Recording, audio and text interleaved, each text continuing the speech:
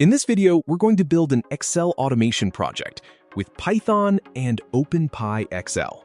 You will learn everything from scratch, so no experience with Python automation is required. If you are new here, make sure to subscribe to our channel and check our website for more programming videos, courses, and blogs. All right, let's start. Before we start automating Excel, we need to set up our Python project. Let's first make sure Python is available on our computer. Open your terminal or command prompt and run this.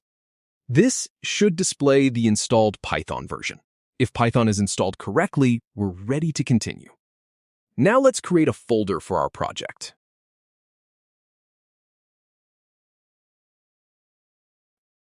Inside this folder, we'll create our Python file. This will be the main file where we'll build our automation program. Now we need a library that allows Python to work with Excel files. We'll use OpenPyXL. OpenPyXL is a Python library for reading and writing Excel workbooks. To install it, open the terminal inside our project folder and run this. Now we are ready to start coding. Now let's prepare the data for our project. Inside the project folder, we'll create another folder called Data. This folder will contain the Excel files that our automation program will process. You can download these example Excel files from the link in the description. Let's imagine that we receive one sales file for each month. Each workbook will contain a worksheet called Sales. The worksheet will contain columns for the date, product, quantity, price, and sales representative. We don't want to manually combine these files. That's the problem our Python program will eventually solve. For now, let's start with just one file. The first step is to load the workbook. We can do that using the load_workbook function from OpenPyXL. Here, load_workbook opens an existing Excel workbook and gives us a Python object representing that workbook. We're storing that object in a variable called workbook. Now that we've opened the workbook, we need to access a worksheet. We can use the worksheet name. Here, we're accessing the worksheet called Sales and storing it in a variable called worksheet. Now, our Python program has access to the Excel data. We have the workbook, we have the worksheet, and from here, we can start reading individual cells and working with the data. Let's test that by reading the first cell. The A1 notation refers to the first cell in the worksheet, and the value property gives us the value stored inside that cell. Now that we know how to open an Excel workbook and access a worksheet, let's work with the actual sales data. We'll continue using our January.lss file. Our worksheet contains 5 columns: date, product, quantity, price, and sales rep. The first row contains the column headers, and the rows below contain our sales records. Let's start by reading the headers. We can use iter_rows with values underscore only set to true. This loops through every row and returns the actual values. The first row is our header row. The remaining rows contain the sales records that we want to process. Now let's make our code a little more useful. We can unpack the values from each row into separate variables. Here, Python takes the 5 values from each row and assigns them to 5 variables. Now we can work with each value independently. But there's one problem with our current loop. We're also trying to process the header row. The header contains text such as quantity and price, so we don't want Python to treat it as a sales record. We can solve this by skipping the first row. One simple way is to use min_row and start from row 2. Now Python starts reading from the second row. That means the header is ignored, and every row we process contains actual sales data. For example, we can calculate the total sales for each row. The total sales can be calculated by multiplying the quantity by the price.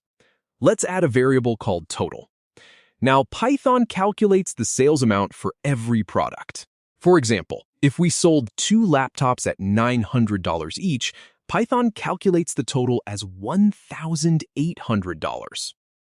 This is where Excel automation becomes really useful. Instead of manually calculating these values in Excel, Python can process every record automatically.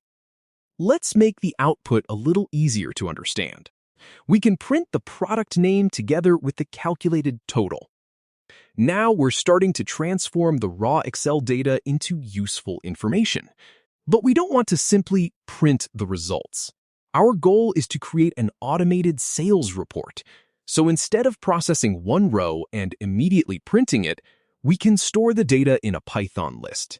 Let's create an empty list before the loop. Then inside the loop, we'll add each sales record to this list. Now, sales data contains all of our processed sales records. We've also added the calculated total to each record. We can check the result by printing the list. Now we have our Excel data inside Python, where we can manipulate it however we want. We can calculate totals, filter records, group products, calculate statistics, or use the data to create another Excel workbook. And that's exactly what we'll do next.